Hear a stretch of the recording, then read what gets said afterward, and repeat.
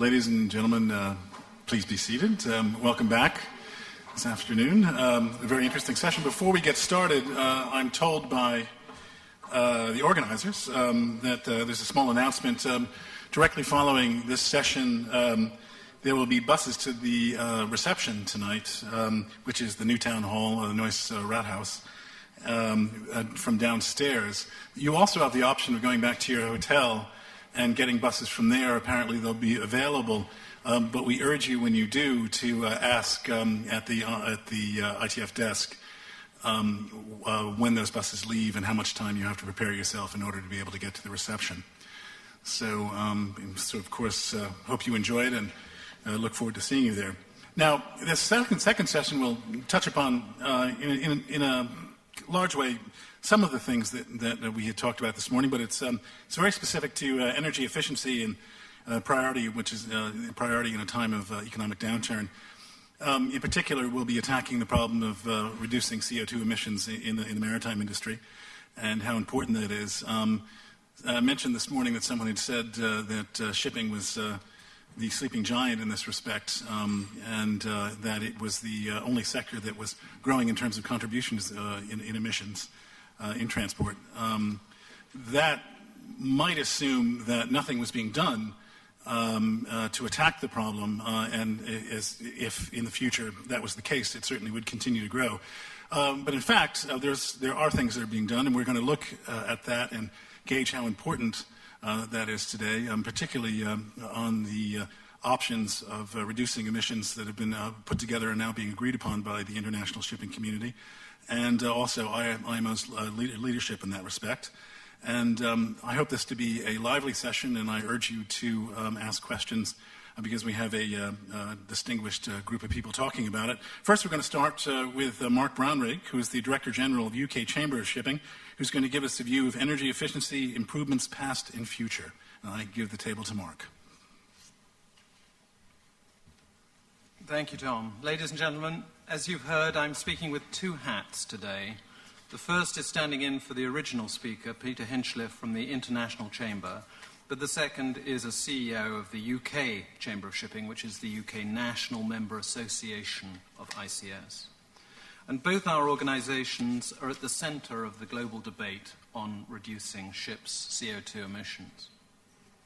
The first part of this afternoon's session has brought you up to speed on the importance of shipping and its underpinning of world trade. And you'll hear in the next presentation from Miguel Palomares about the environmental regulation of our vital industry. My contribution will focus in particular on how shipping companies are facing up to the political and practical pressures to reduce carbon emissions, and I shall try not to preempt Miguel.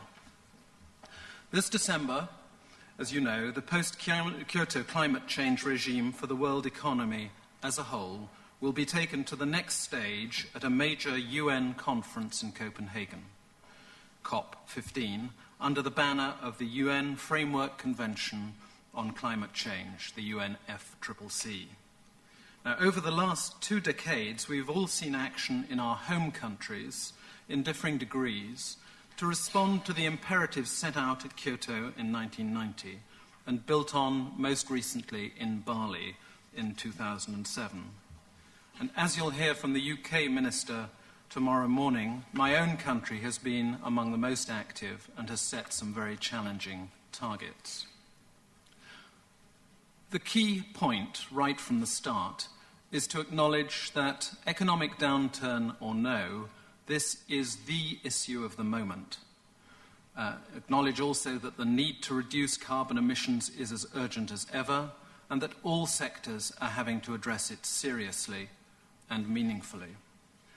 As discussed in some detail in Per Cargessen's paper in connection with this morning's session, it's widely recognised that shipping and aviation greenhouse gas emissions pose particular problems because both sectors are high-growth industries, and neither fits easily with existing allocation methodologies. The international community has therefore been working towards an agreement on worldwide measures for shipping that will deliver genuine and tangible reductions in the consumption of fossil fuels, without creating restrictions for world trade on which all of our lives depend in this modern age. It's vitally important that the significance of shipping to trade continues to be fully understood in the climate change debate, and that decisions taken do not unintentionally affect shipping in a way which would have an unwanted and adverse effect on the free flow of trade. Unless the entire world economic order is to change, most shipping today is not discretionary. That is fundamentally why, when you're dealing with a uniquely global industry like shipping, which is multilateral and operates across several points of origin and destination, regulation absolutely must be at a global level. The UN specialist agency, the International Maritime Organization, has a remarkable track record for delivering effective legislation for our unique sector.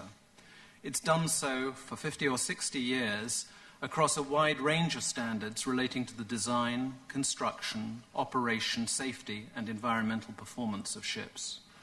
As you'll hear shortly from Miguel, IMO, as the industry's global regulator, last year delivered successfully and impressively an international agreement on reducing pollutant emissions from ships, i.e. sulfur and nitrogen, and just 10 days ago also adopted a new convention on the recycling of ships. These were similarly complicated and controversial subjects. The international shipping industry itself plays an active part in the development of all this legislation and is fully supportive of the role of IMO. So we very much hope that UNFCCC will agree that the development of detailed measures for shipping on carbon should be directed by the International Maritime Organization.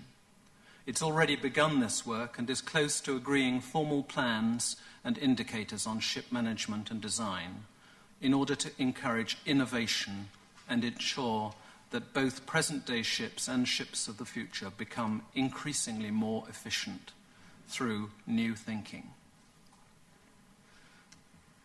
To turn explicitly now to efficiency improvements, shipping has been in a constant state of evolution ever since boats were first built, but perhaps in the fastest and most dynamic way over the last 50 years or so. This evolution has fundamentally been about the search to deliver more cargo for less fuel consumption. It's been an endless and continuing quest for efficiency. And the need to use less fuel to deliver more cargo has been driven inexorably by the rise of globalization and the substantial proportion of ship operating costs represented by fuel costs. Over the last decades, we have seen a huge increase in the size of ships and a substantial decrease, therefore, in the fuel volumes ratio. The record shows that cargo carried per ton-mile of fuel burned has increased steadily over many years. In other words, the amount of CO2 emitted per ton of cargo has steadily reduced, and ships are more efficient than ever before.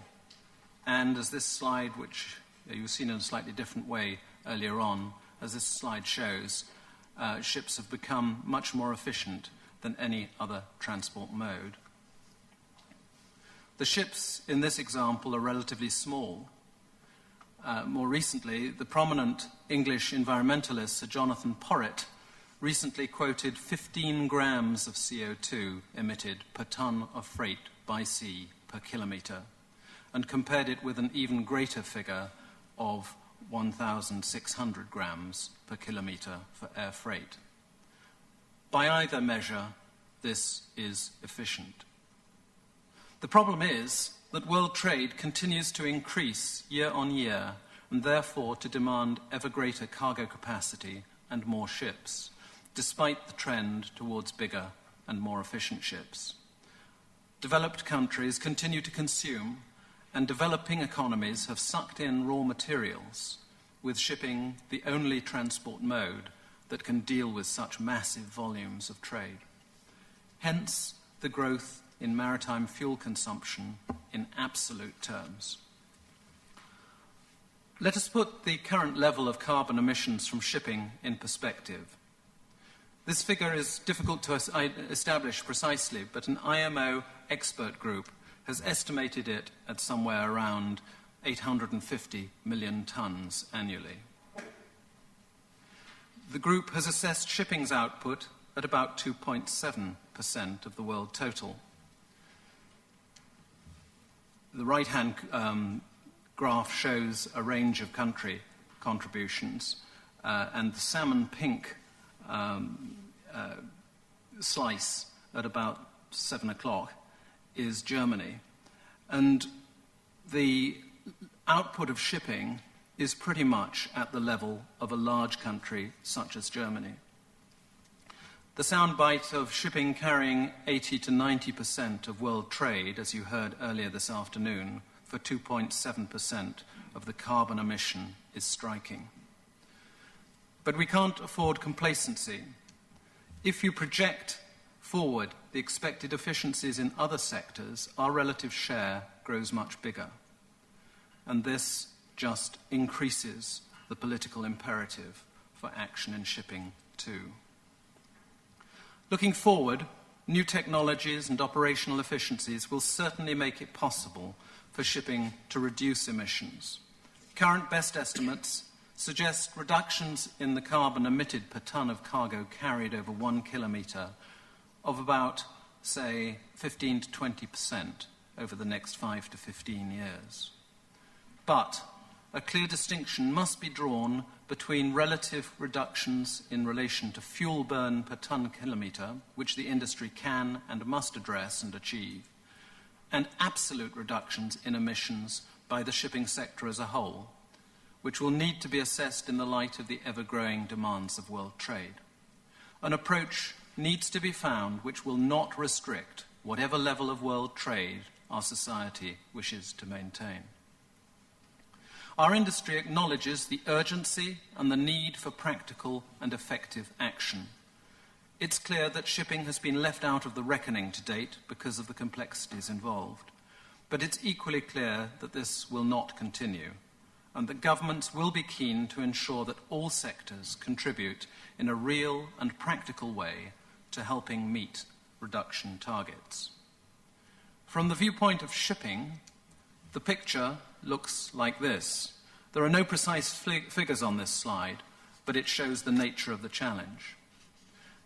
Business as usual, the top line, on the basis of the recent trend of around 3% year-on-year increase in world trade, produces 40% more emissions by 2020.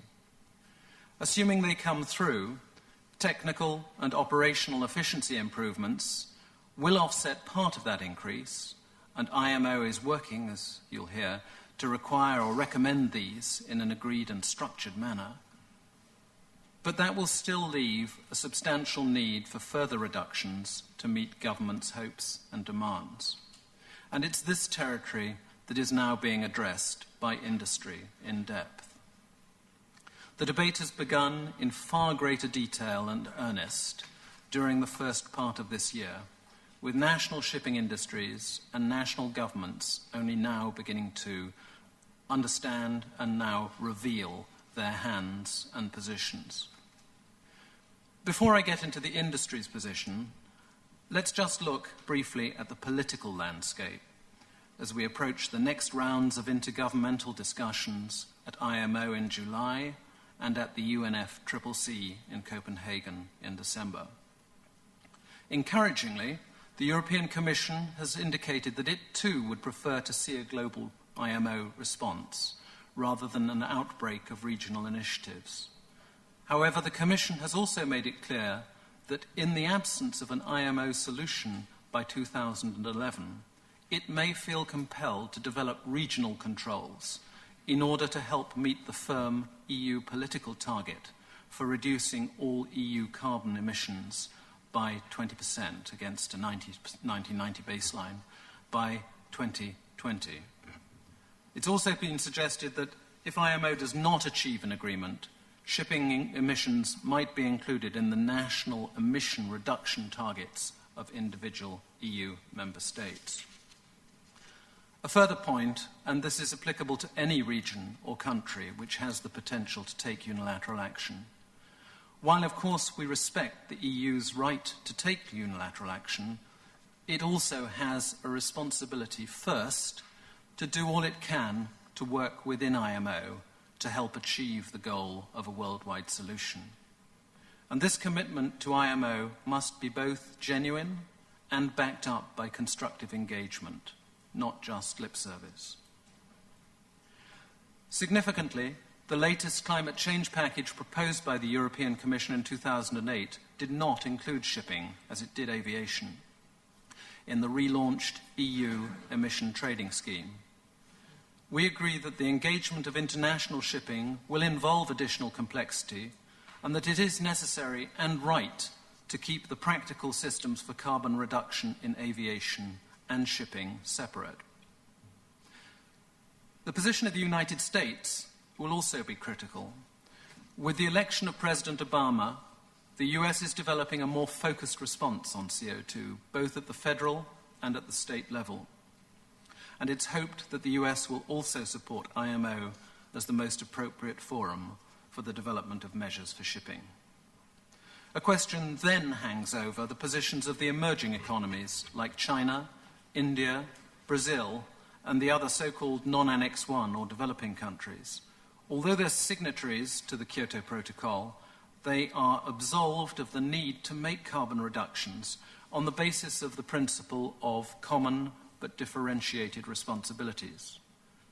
It remains to be seen at what stage they begin to join the party in real terms.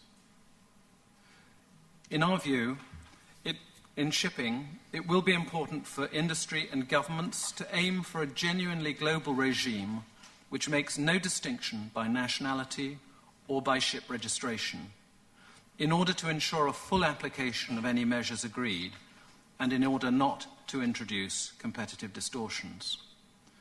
Adherence to the long-established IMO concept of no more favourable treatment is a crucial principle, even if it may be necessary in some areas to contemplate flexibility in an introductory phase-in period to allow all countries to accept and work within the global system.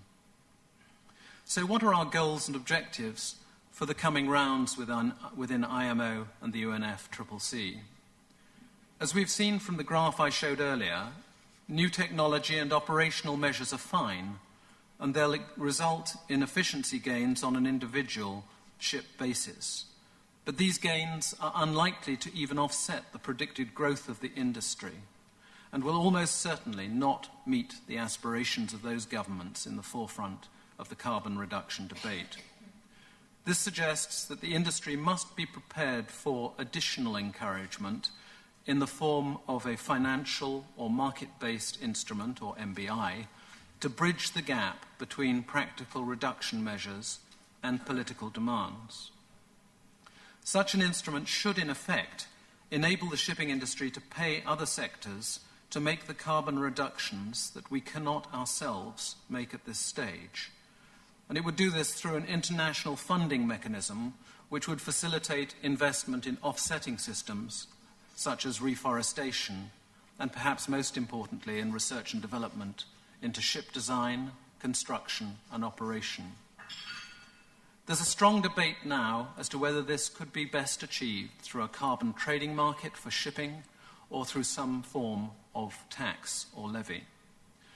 The debate is fairly evenly balanced at the moment, although I should add that in the UK we have come out in favour of a cap and trade system for shipping to parallel the arrangements that exist for many other sectors. But even if, as the international industry, we're not quite ready to make a choice between a fuel levy and carbon trading, all are agreed on a range of elements that should apply to both current options. Some of these have been highlighted already in IMO, which has adopted the so-called 9 principles. But ICS is now taking these further and developing them into very practical system parameters. And as a starting point, the industry includes the following principles. Its policy has an ultimate vision of zero carbon emissions from shipping. International shipping should be treated as a separate global entity for the measurement and reporting of carbon emissions, i.e., like a country. Third, any measures to reduce carbon from shipping should be global in coverage and regulated by the IMO. Any market-based instrument adopted to supplement and encourage the technical and operational efficiencies should result in real and demonstrable global carbon emission reduction without delay after it becomes operative. Fifth, the proposed scheme should be capable of replacing any regional or national systems already in place or being considered. And the measure should be fair to both large and small operators, and it should minimize the risk of competitive distortion and modal shift to less environmentally friendly modes.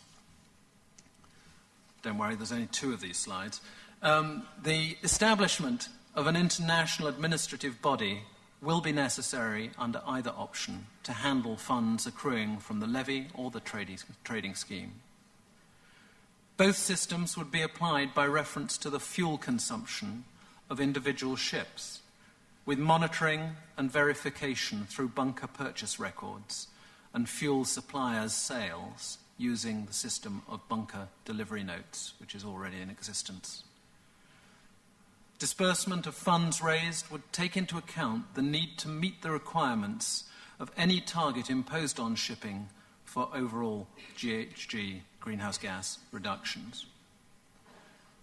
The measures should be easy to comply with and straightforward to administer at shipping company level. And finally, the MBI for shipping should be capable of interacting with other present and future MBIs, mostly trading schemes, in order to maximize the opportunities for carbon abatement and mitigation. Now, these are complex and unique issues, and we're very conscious that the clock is ticking, and that if a solution cannot be brokered in good time within IMO, then unilateral regional or national measures will be inevitable. And it's important that regulators must not feel that this is a problem for industry alone to solve. We're willing to help find and implement a solution, but nation-states must also step up to the mark and help us to help them. The complexities are so enormous, big enough to warrant exclusion from Kyoto, exclusion from the EU's ETS, and, in my country, exclusion from the UK's Climate Change Act, that the industry cannot reasonably be expected to provide all the answers. At present, we see very limited concrete ideas emerging from even the most progressive nation-states. If real action is to be forthcoming, both industry and member states will need to work together to unearth and then resolve all the possible options. Turning back to Sir Jonathan Porritt, I was delighted to read a comment of his when he was speaking recently at on shipping emissions at a seminar. And he said, unasked, "You're miles ahead. Don't lose it by being complacent." I hope what I've said today has demonstrated that the shipping industry is following his advice closely. Thank you. Thank you. Let's give a hand clap. Very strong peroration there. I think we should get back to many of those points later after hearing Miguel Palomares give his view, IMO's view, and then we'll take questions and discussion all at once after that. Thank you. Thank you very much, Tom. Sorry, can you show me how to just press? Okay. Sorry, I'm technologically challenged. Well, thank you very much, Tom. And at the outset, let me make a big apology to the audience. And there is very little in my presentation that hasn't been said or implied already, in particular by Simon and Mark. I will try to present it from a slightly different angle, that of the regulator. Let me say, first of all, a few things about IMO itself, and I apologize to those who know it by heart. I'm sure that there must be people in the audience that they are not that familiar. The International Maritime Organization is the United Nations specialized agency with a global mandate to regulate on maritime safety and security and on the protection of the marine environment from pollution of all sorts, including air pollution and environmental pollution. The organization has 168 member states, and these collectively utilize IMO to develop and enact internationally agreed standards and regulations in the forms of conventions, protocols, codes, etc. Of course, a big or a very important part of these negotiated standards is played by the shipping industry itself. It has been said in different ways today, but Jörg said politics and industry need to stay in dialogue. And I would say nowhere better than in IMO. And so as shipping is a global industry and ships are competing in a single global market, it must be regulated at the global level to maintain a level playing field of all ships, irrespective of the flag they are entitled to fly. The need for an international agency to regulate shipping stems from the fact that shipping is the most international of all world's global industry, with many different countries involved in the construction, ownership, operation, manning, survey and inspection of ships. Shipping's global importance cannot be underestimated as it literally underpins world trade and the global economy. Its prime assets, the ships themselves, move between countries and between different jurisdictions, thus the need for universal standards that can be applied to and recognized by all. IMO is the sole competent international organization with a global mandate to regulate all aspects of international shipping, including emission reductions from ships engaged in international trade. I mean all non-commercial aspects of international shipping. Today, there are 51 IMO mandatory treaty instruments, such as conventions and protocols, the most recent of which, the Hong Kong International Convention for the Safe and Environmentally Sound Recycling of Ships, 2009, was adopted just over a week ago in Hong Kong, China. In addition, more than 800 codes, guidelines, performance standards, and recommended practices complement the conventions. So much for over-regulation. Between them, they influence almost every aspect of shipping, as I said, and we can sum up IMO's objectives in our mission statement of safe, secure, and efficient shipping on clean oceans. Now, let's put this in a little bit of a perspective. In the late 80s, emissions from ships, including air pollutants and greenhouse gases, were not part of the regulatory framework of the organization. MARPOL Annex 6 was adopted in 1997 and has just undergone a very deep and extensive revision by introducing much stricter limits on sulfur and nitrogen oxides and by inference particulate matter emitted from ships' exhausts. From July of next year, the new regulations will result in a progressive, unmarked reduction in emissions of these substances into the atmosphere. Annex 6, however, does not cover greenhouse gas emissions because at the time, in its wisdom, the Marine Environment Protection Committee considered that CO2 was strictly not a pollutant. And things have changed, as we will see in a moment.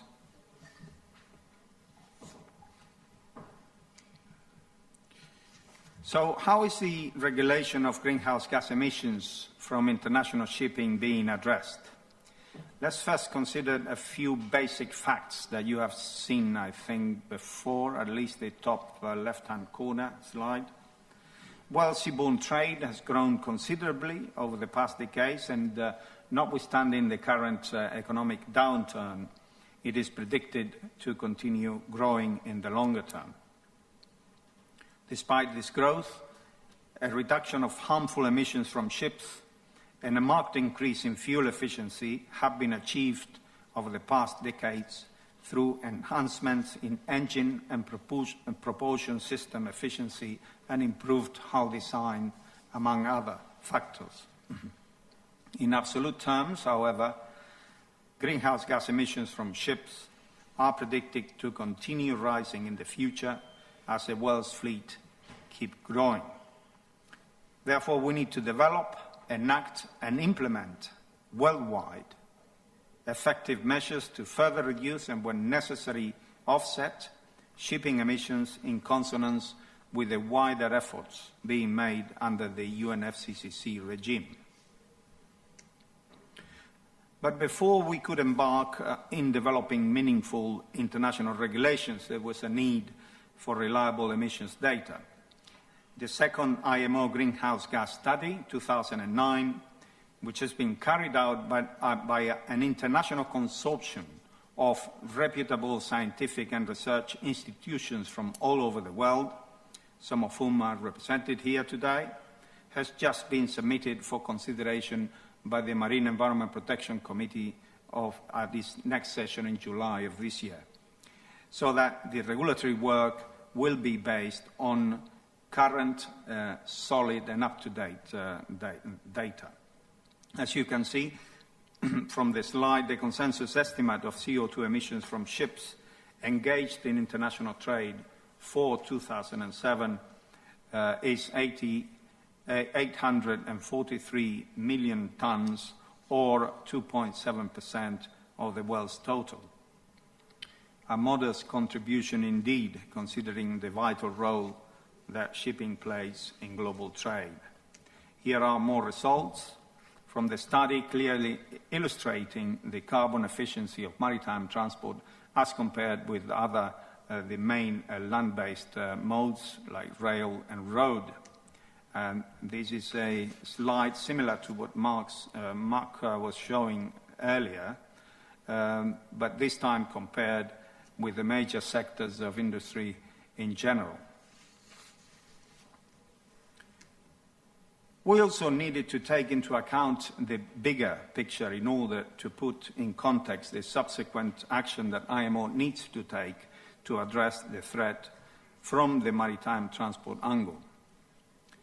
As we all know, the International Panel on Climate Change, in its fourth assessment that was published in 2007, I think, clearly stated that the CO2 concentration must not exceed 450 parts per million to keep the global warming within 2 degrees above 1990 levels.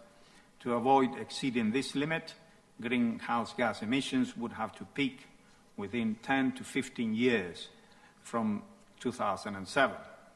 However, more recent observations of weather phenomena such as glacier retreat, polar cap melting, or permafrost thawing seems to indicate that the peaking period should be shortened, and therefore urgent action needs to be taken without further delay. Contrary to what many people think, shipping is being accused constantly of having been left out of the regulatory framework of the UNFCCC or that it was never considered, or it is running free there, emitting like mad. Well, this is not really true. The emissions from international civil aviation and maritime transport constitute one of the oldest items on the UNFCCC agenda, where allocation of shipping emissions has been the paramount challenge because of its complexity, which emanates of the intricate nature of shipping itself. So much so that the 9 options identified for possible allocation of ship emissions by the UNFCCC, no allocation was the only alternative that was considered feasible at the time of adoption of the Kyoto Protocol. And the debate is still going on, as you very well know. This is how the no allocation option is reflected in the Kyoto Protocol, where parties listed in Annex 1 are given an obligation to work through IMO to pursue limitation or reduction of greenhouse gas from ships.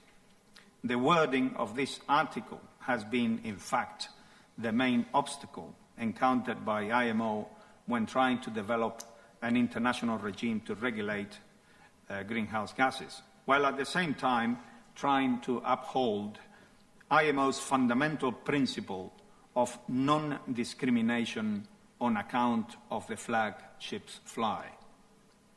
I understand that for ICAO and civil aviation in general, this is also true.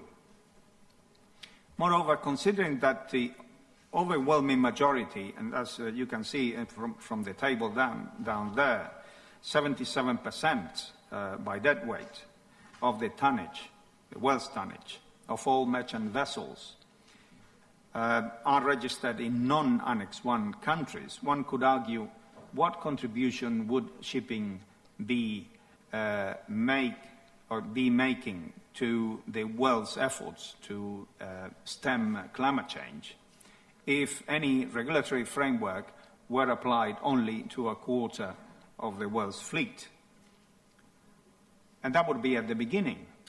Further down the road, ships, to avoid unfair competition, would be changing their flags from Annex 1 to non-Annex 1 states, thereby making the problem much bigger.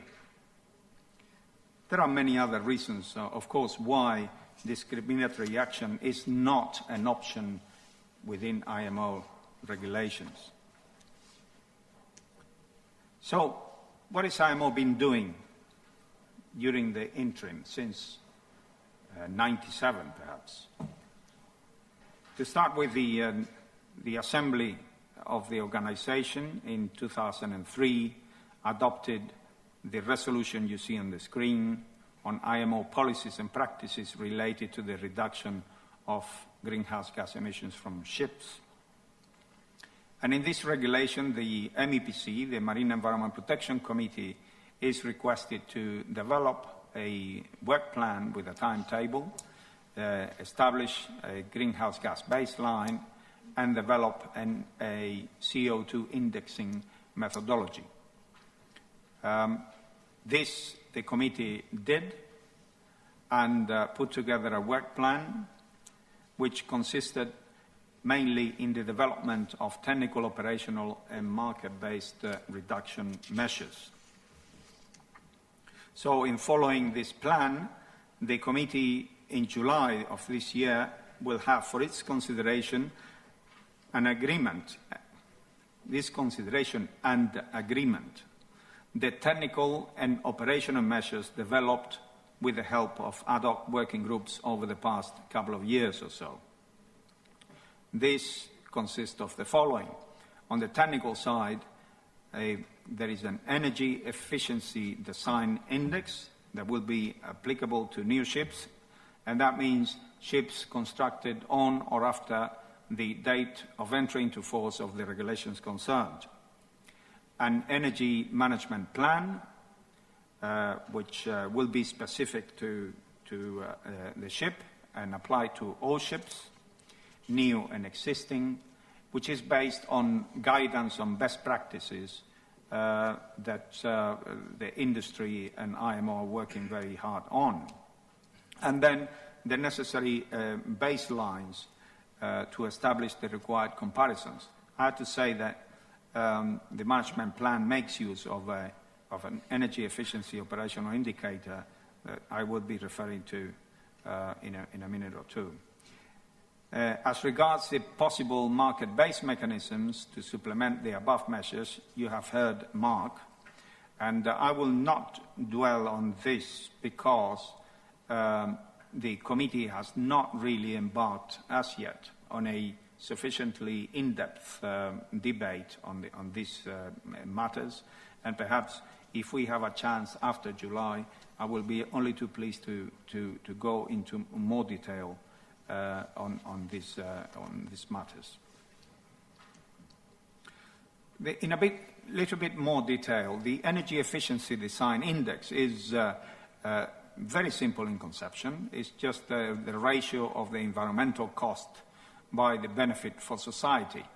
The cost, of course, is the emissions, CO2 emissions, and the benefit is the cargo capacity and transport work. This index provides a figure that measures the attainable energy efficiency of a specific ship design. It enables the designer to optimize the various parameters at his disposal and provides an energy rating for the ship before it is built. The index will therefore stimulate technical development of all the components influencing fuel efficiency, and through the application of this index, ships in the near future will have to be designed and constructed intrinsically energy efficient. I hope we will hear many interesting things from Till Brown in a minute on this. The formulation of this index, although you see that a very simple formula in conception, is extremely complex. And in fact, it wouldn't go into one slide. And this is because the developers of the formula are desperately trying to make an all-embracing formula. That is something that can be applied to all types and sizes of ships. And this is no easy task, I can assure you. Turning to the Ship Energy Management Plan, this is being developed at the moment, although it's in a quite an advanced stage. And as I said before, the shipping industry, spearheaded by the ICS, are providing a magnificent foundation on which to develop the management plan further. This is a practical tool, and its purpose is to increase the energy efficiency of ships in operation. So the plan's purpose is to encourage the ship operator to apply the many fuel-saving practices currently available. This is often referred to as low-hanging fruit, ready for picking. How many times have you heard that, Tom? Many. And the most obvious include those that I have listed on the screen, but of course these are only a few of them. There are dozens and dozens of practices and measures that a ship operator can avail himself to increase the energy efficiency of his ship. The energy efficiency operational indicator enables operators to measure the fuel efficiency of a ship in operation.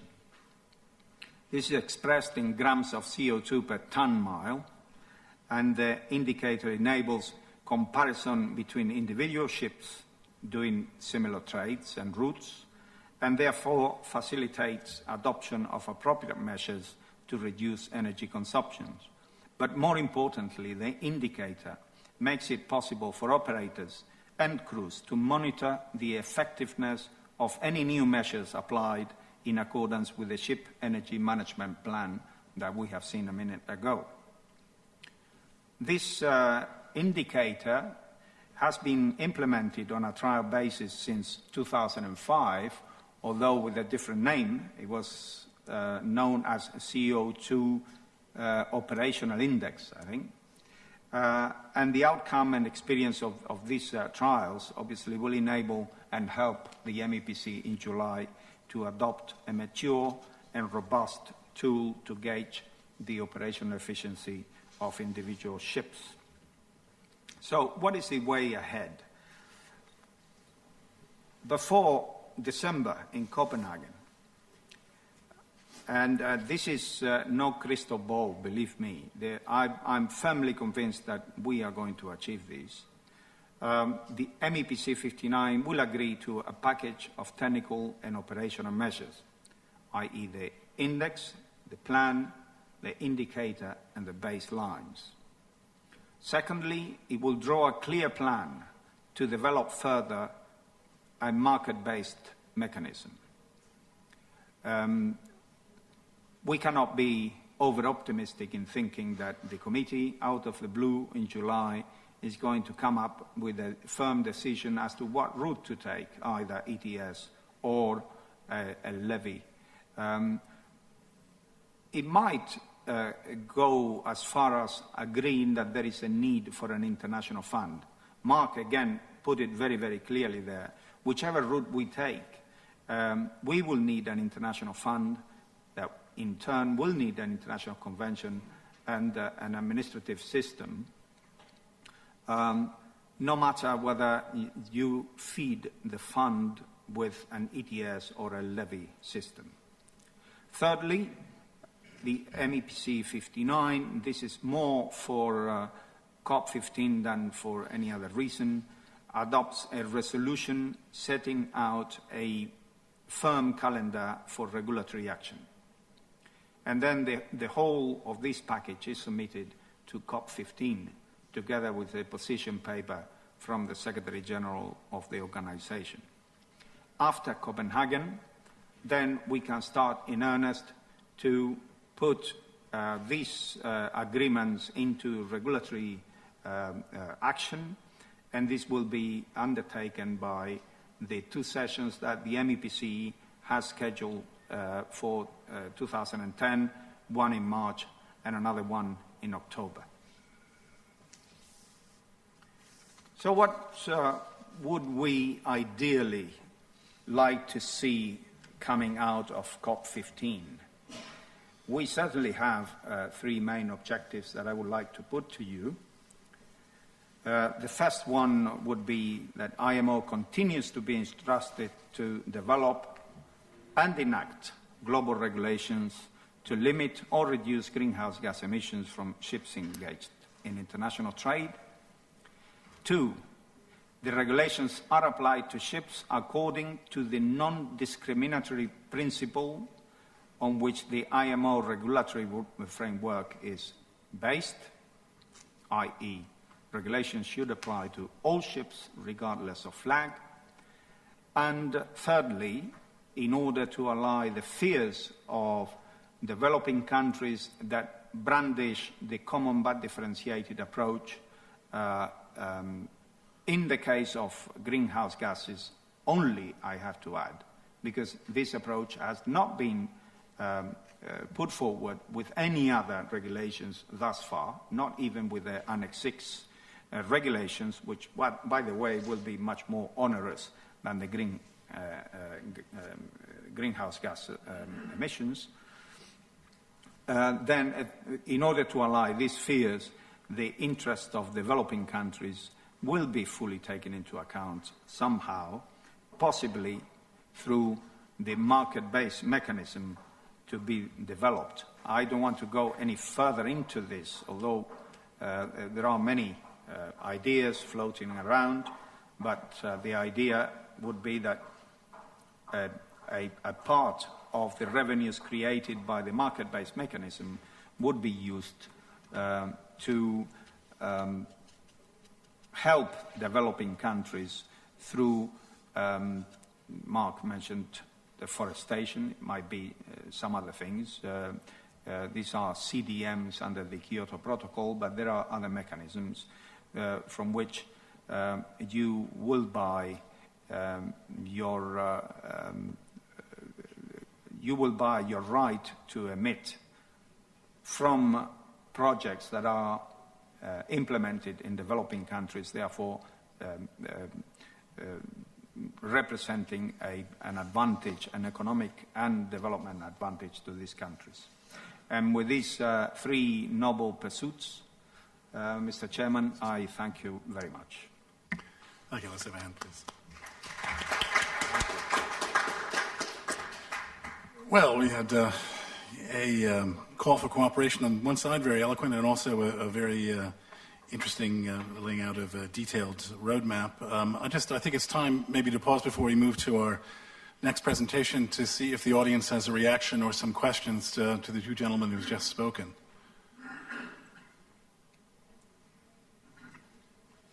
Anything maybe over here, Mr. Palanis. I would agree with you, Chairman, that both presentations, Mark and Miguel, have been extremely clear, very succinct. And I'd just like to highlight 2 points, which I believe are extremely important, and I hope governments are listening. One is that whatever is decided, that it will not distort competition. And the next point, which I mentioned earlier today, is that the cost should be able to be passed on easily and quickly, so that it does not affect the company's survival. Thank you. Thank you very much. Any reaction to that? Is there? Oh, sorry.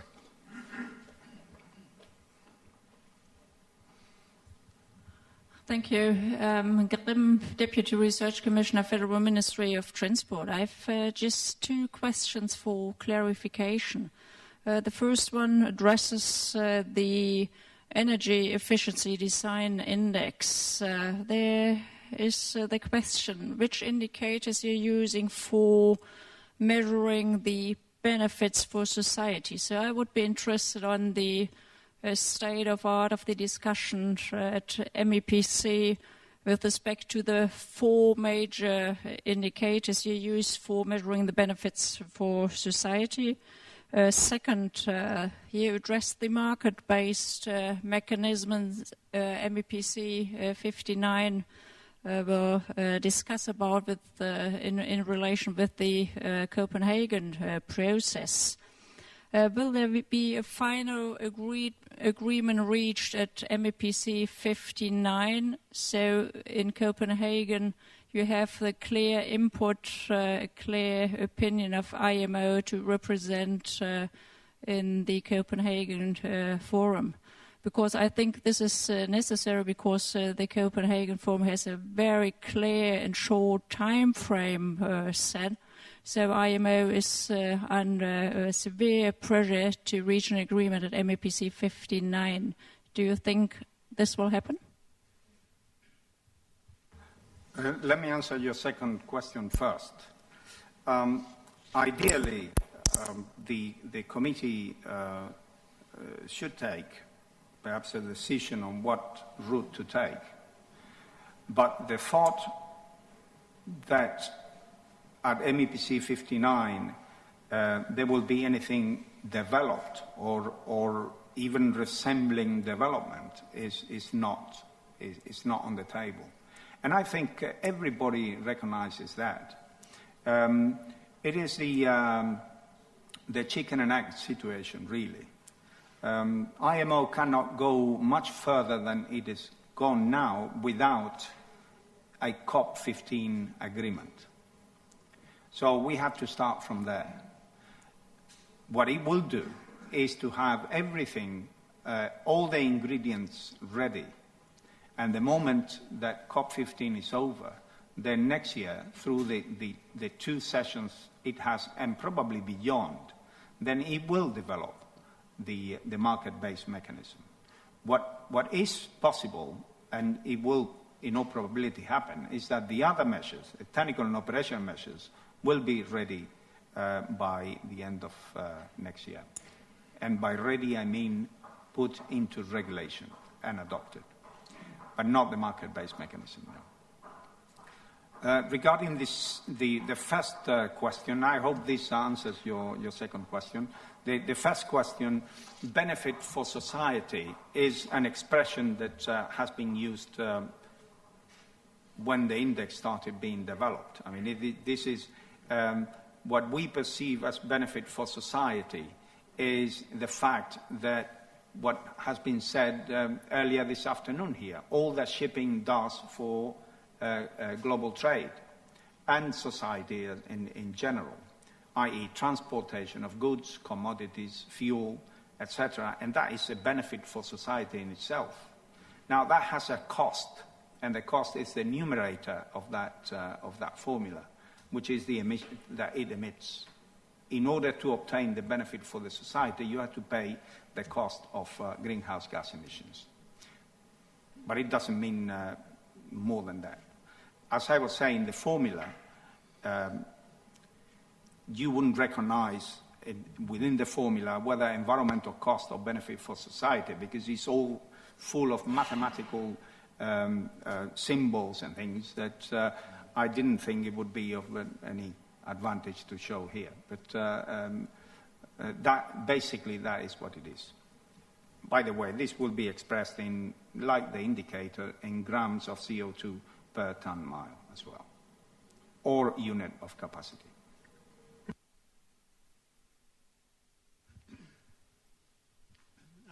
My name is David Goodwin from Neptune Orient Lines in the container shipping industry out of Singapore.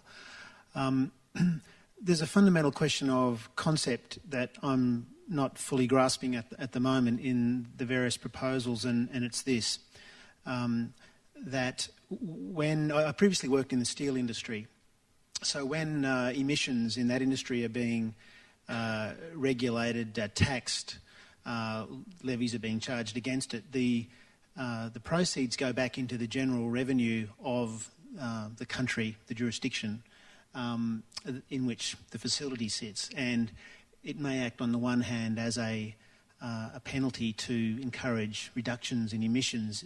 It may also just operate as a tax. Here, where we're talking about an international jurisdiction, where that authority, that government, that has the entitlement, according to its elected manifesto, to redistribute the money, doesn't really exist. So we're having a range of solutions that potentially involve the collection of what will be enormous amounts of money being redistributed from the commercial players in the industry. Where is the work going on to determine to what use all of that money to be collected will be put? And is that a matter of international jurisdictions that's going to be worked out? I haven't seen much work on the thought process of where the money's collected are going to be applied. Well, as I was saying, this is very early days, but the idea would be that the international fund that will have to be established will necessitate, and this will be a convention, an international convention with its own parties, like MARPOL or SOLAS or whatever. This would have the support of a secretariat with an administrator. We have a precedent on that. It's the IOPC funds, International Oil Pollution Compensation Funds. And these funds are there to help countries that are victims of major pollution. And it would be a formula probably similar to that, although the intention and the results of this administration would be different. Now, as part of developing this convention or international treaty, there will be, of course, discussions on how to apportion the revenue that is being created by either mechanism. And this apportioning will have, again, crystal ball in hand, three major components. One will be the cost of administering the fund, which is going to be very, very small in comparison with the value of the fund. Secondly, would be a bigger chunk on research and development, which is, after all, the aim.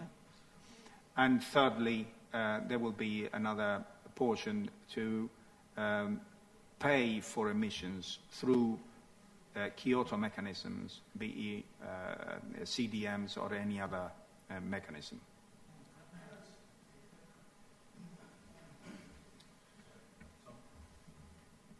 So if I'm working for a shipping company that lapses into lack of profitability, loses money, then I need to face up to my shareholders who are concerned about that and explain to them that a significant cost of this nature has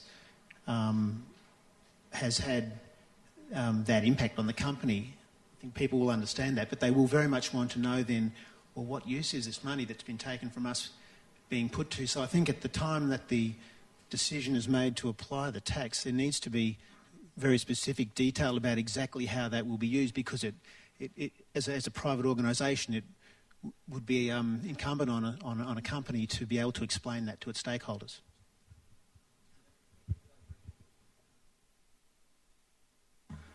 You are absolutely right, but let us give the stakeholders the opportunity of discussing this in any depth, which that hasn't happened yet.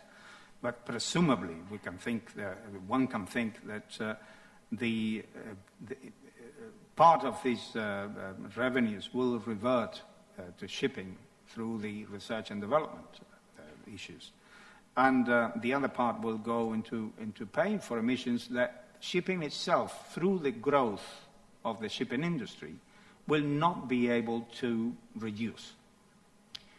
And it is simple in conception, I think, but never mind. We have to give regulators a chance. Thank you. Now we had a volley of questions come in. I'm going to have to take them in order. Just a minute, I guess Mark wants a brief comment. Yeah. If I might, I think we ought to put the question of cost in perspective. Of course, the potential for the monies raised under a system of this nature is substantial, but you must remember also that business has managed to survive increases in the costs of bunker fuel from $40 to $140 last year and still keep going. Similarly, the impact of the pollutant measures is going to be strong, probably far stronger than the CO2 measures. So I think we do have to get the question of cost in perspective. Just picking up on the uses to which any funds will go, I think Miguel answered that, but this is, in a general sense, the debate is just beginning on how any system for shipping can interact with those other wider approaches. And that's finally to pick up on the point in the last speaker. You raised the question of whether, or an implicit question as to whether any amounts raised, particularly if they were raised in the form of a tax, you implied, in the steel industry, can be hypothecated to particular purposes. Again, that's an issue that the industry is very much aware of, and whichever option of MBI you look at, it's important to ensure that any funds raised can be used for dedicated purposes which will see a reduction in the global emission. Thank you. Thank you very much, Mark. If we could just keep our responses short. Colin, please, and then I'll get to Per. Yeah. Well, I wanted to raise Mark too, although I have to say that I thought that I had demonstrated the industry can't afford these things. You say it's an increase in bunker costs. They can only afford increases in bunker costs if the freight rates are there, and they were last year and they're not there anymore. So they can't automatically do that. But I would like to go back to your presentation, which is very interesting, by the way. But I would ask you to re-examine your figures unless I'm misunderstanding you. You say that shipping, which is currently 2.7% of CO2 emissions, will by 2020 account for 30%. And you say, assuming that, of course, it's going to continue to grow at 3%. Well, I think I demonstrated that it's not going to continue to grow. In fact, this year it's going to go down in certain areas by 8.5%, 7.5%, 5%. So we can't assume that at all. Certainly, also, we have to assume that all the other areas, even if they were not increasing their share in absolute terms, every CO2 producer like motor cars in all the countries that are developing must have a higher than before. But if you take understanding that nothing else increases, only shipping, which is a very unlikely scenario, at a 3% increase per annum that you're referring to, the CO2 emissions would only add up to 3.8% in 12 years. So how do you get to a 30% figure of CO2 emissions? I don't understand.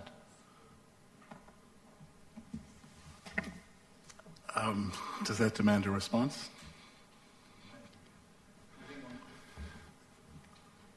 There it goes. I think it is asking for one, and I'd rather take it outside. But what I would say is that we cannot look at this, however much we're impacted in the present moment, we can't look at it from a short-term perspective. And over history, we've seen this constant ratcheting up of world trade, and even your graphs showed that after a couple of years it began to ratchet up again.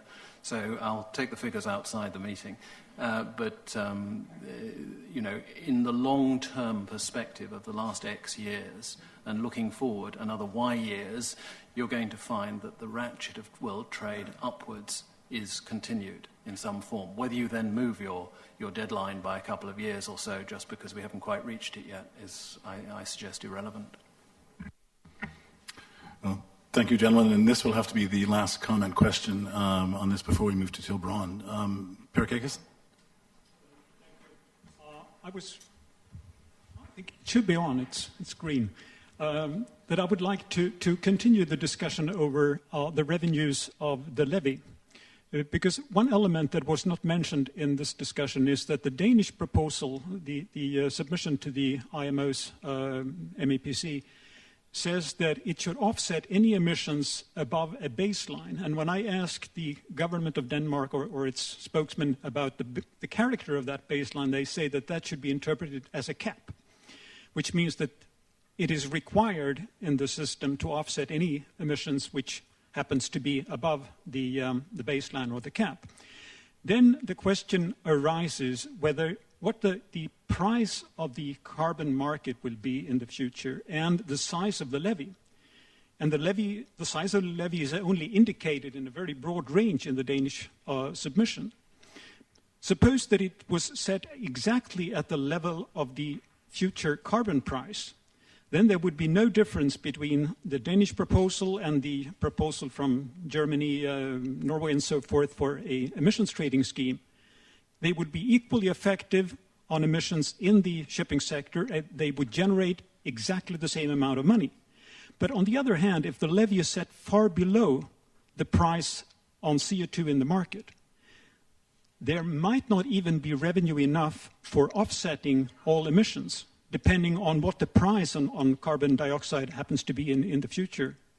And we might head for a scarcity pricing in the worst case, which means that it's a little bit difficult to discuss how the remaining part of the revenue from the levy should be used, because we don't really know the size of it. And that was a response to the earlier question on how that money could be spent. Well, thank you. Unfortunately, given the level of detail and the discussion you brought up, I think, and given where we're standing at the time, I think I have to move on to Till Braun in the next session. But maybe we can return to that if we have time at the end.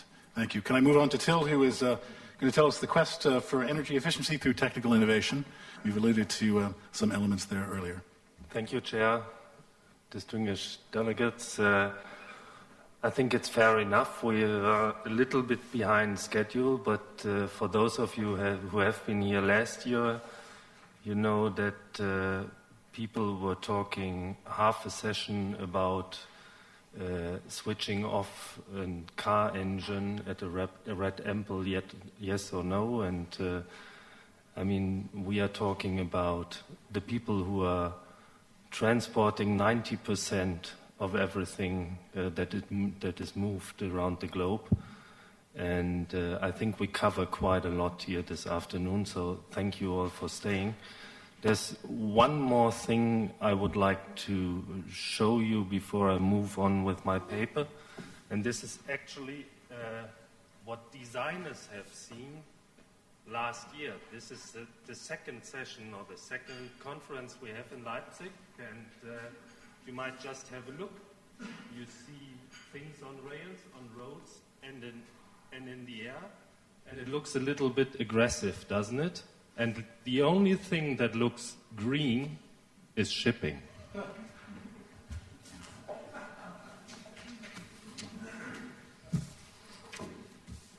So let's move on here. That's real innovation, yes.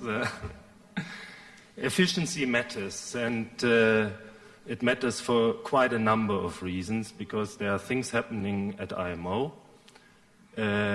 There are fuel price predictions for the years to come.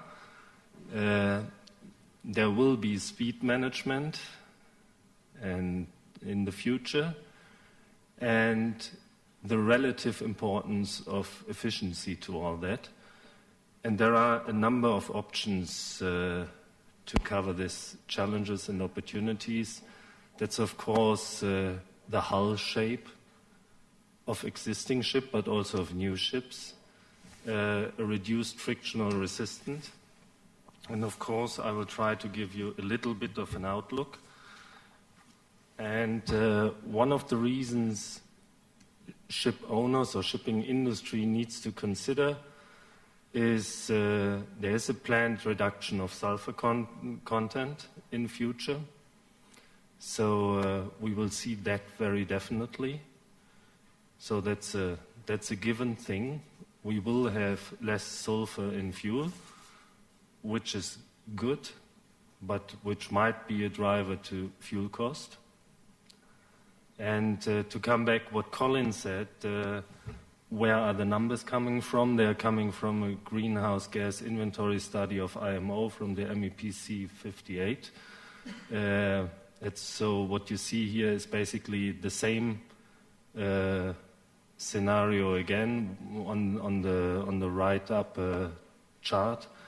The lower chart, and this is what we just talked about, where will this estimated additional cost from CO2 emissions come from? Some say it will be $25 per ton.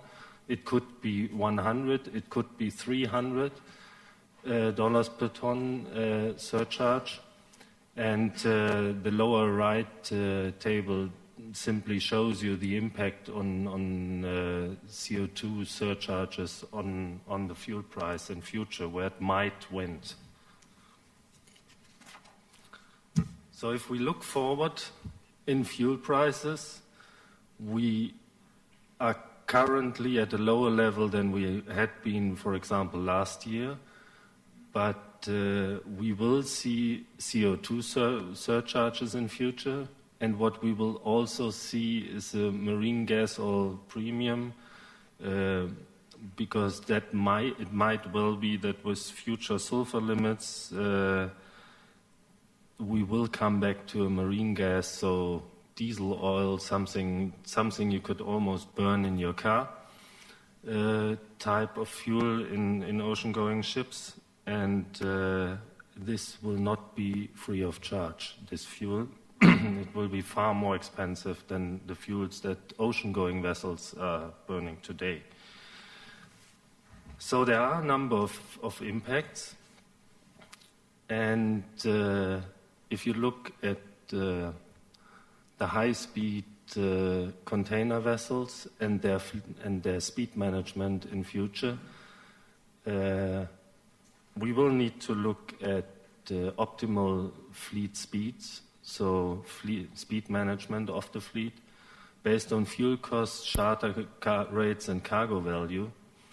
And the current fuel prices are, as we know, relatively low compared to just a few months or years ago. But of course, we expect fuel prices to increase in the long run, and then we will have more or less high environmental-based surcharges and premiums.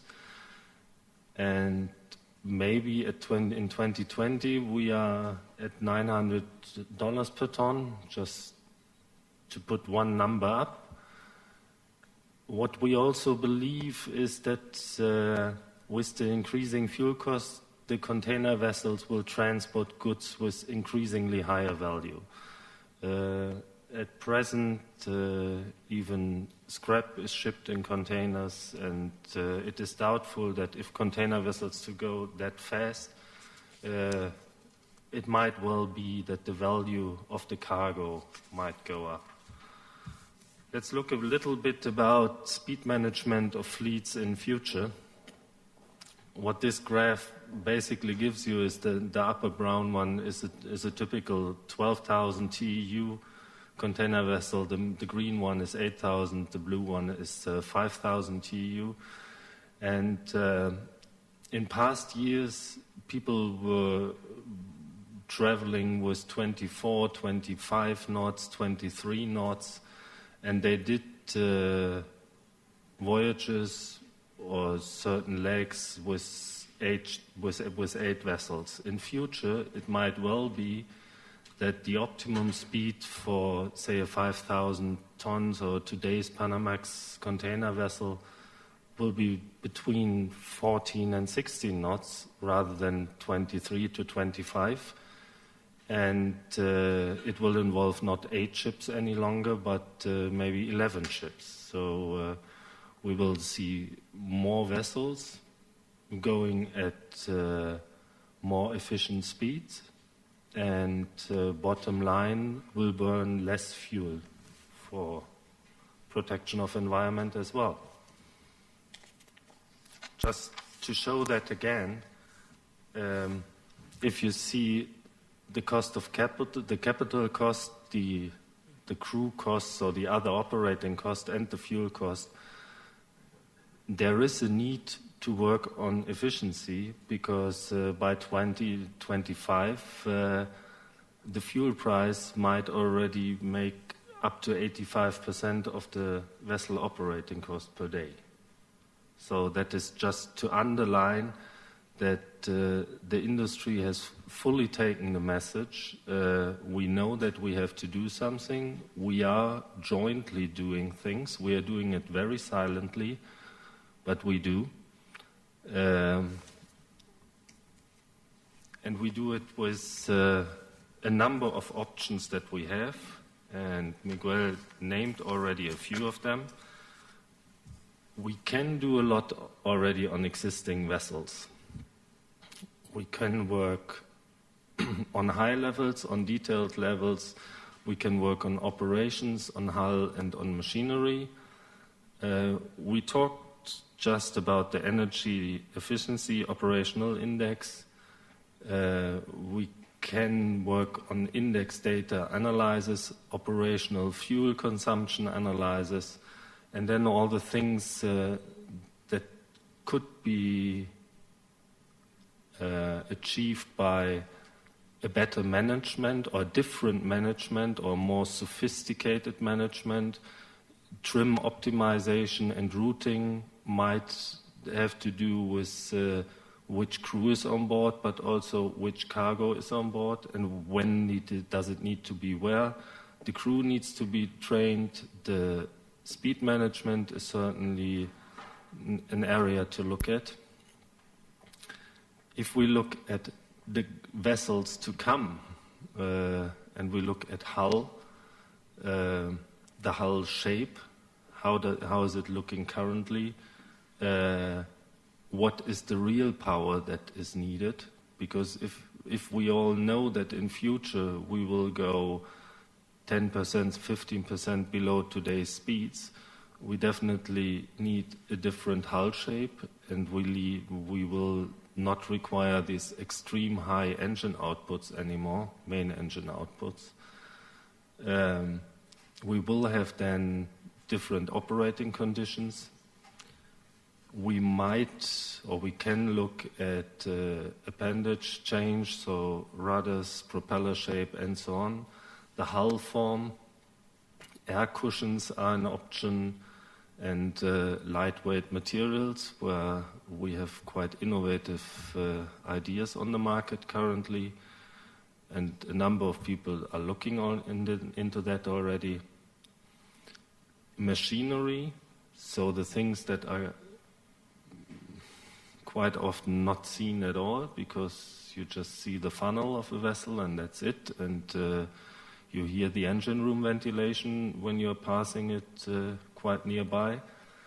But what about the ambient conditions inside and outside the engine room? Does the engine or does the combustion engines always get the air, or are they running under operating conditions that are useful to lower any emissions? Energy surveys, main engine load optimization, because especially on existing vessels, you will not go out and replace main engines, but in the long run, if you look at the life expectation between 25 and 35 years of a vessel, you will certainly, if the vessels go slower in future, will have to look how to optimize the existing engine. With today's standards in electronics, it's much easier to do engine monitoring. It is likely that if you know that a vessel is engaged for a long time in a certain trade, that you consider machinery changes, more innovative, even more innovative auxiliaries, and something which is quite often forgotten. Especially container vessels carry a lot of what is called reefer cargo.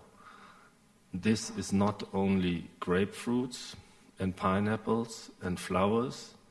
This is quite often TV sets and other electronics who have to be transported in dry condition, not to suffer from temperatures below dew point. So these reefers consume quite a lot of energy. You all know it. If you're on a highway or wherever, you hear the engines of the reefers running, which are sitting on trucks. And of course, reefer containers consume electrical power while they are sitting on board vessels. So if we talk about vessel overall emissions, we should not forget that quite an amount of energy is also going into maintaining the cargo healthy while the vessel is going from A to B. What some people do, and we are doing such as well, we are looking as a classification society after more than 7,000 vessels. So what we offer our customers is a kind of, well, we call it future ship portfolio, however you name it. We analyze voyage data and we compare these data, and we can give a kind of benchmark to ship owners who are operating similar vessels in similar trades under similar loading and weather conditions. This means that over and beyond the efficient coefficient, the ship owner will also get some practical feedback. Where am I? How are other vessels on the same journey performing? We offer eco practices, so we sit together with the shore-based management, but also with the crew, and do dedicated workshops to analyze the current operations, the current systems, how the systems are performing, the systems on board, how the operation of the vessel is managed, which then leads to energy efficiency review. So the customer gets a full report of areas that could be improved. We are running then detailed simulations to find out what could be improved, where could it be improved, how could it be improved, and finally we support the customers to implement such changes to the vessel. Whether it is a different bulbous bow because the vessel is going at slower speeds, whether it's a different shape of a rudder, which is, just to say, a relatively low investment compared to the potential savings. But of course we also talk about a different stowage scheme for reefer containers to give them more coolant air or whatever, air ventilation, to save energy there. I need to speed up. Okay. This is basically, and we were talking about savings. You see that there are huge savings that could be achieved, and we have seen that earlier today. And if you look at things like the hull, it is likely that in future you can save money during new building, but on top save 10% fuel by just a more intelligent shape of the hull. The same applies to the main engine. This is just one example developed by a Danish company. What they do is they let the complete ship run on a kind of air cushion, which reduces friction quite a lot.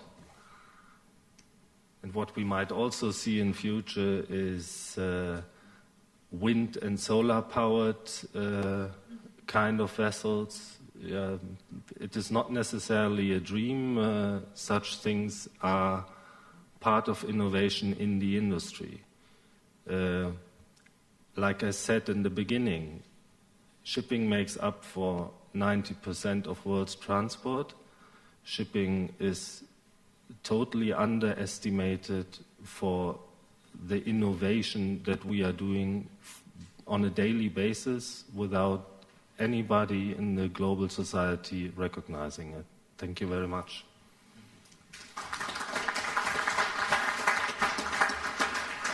Now we have time for just one question for Till. If there is one in the audience, I'd like to address that.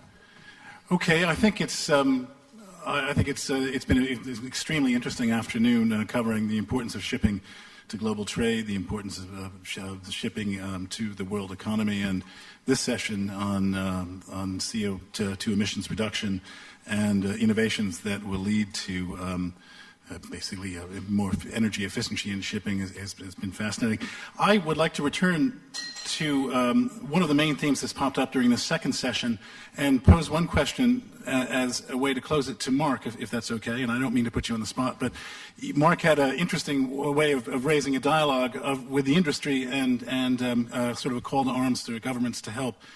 One way to put it, I was in a discussion last night with someone, and I said, is there an alternative to the IMO leading the CO2 emissions initiative forward? And it seemed a very simple question, but it's a good way to put it. Are there any alternatives? Because there is some pressure on the IMO, but on the other hand, at least in my mind, I see that as a best case. What's your view? I think that I'm bound to say there is no alternative. TINA, as we used to know it in the UK at one stage with a previous Prime Minister.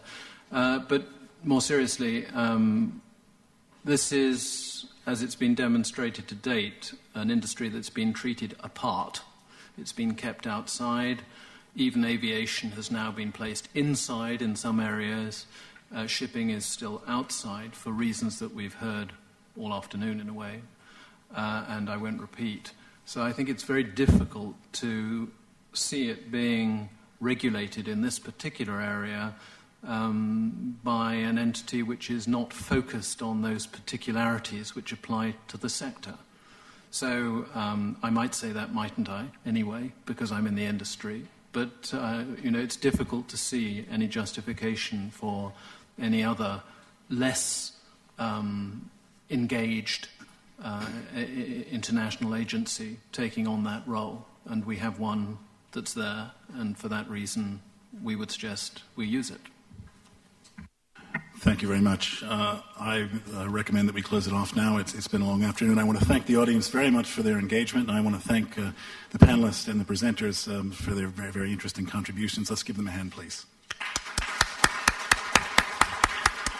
Now, good evening, ladies and gentlemen.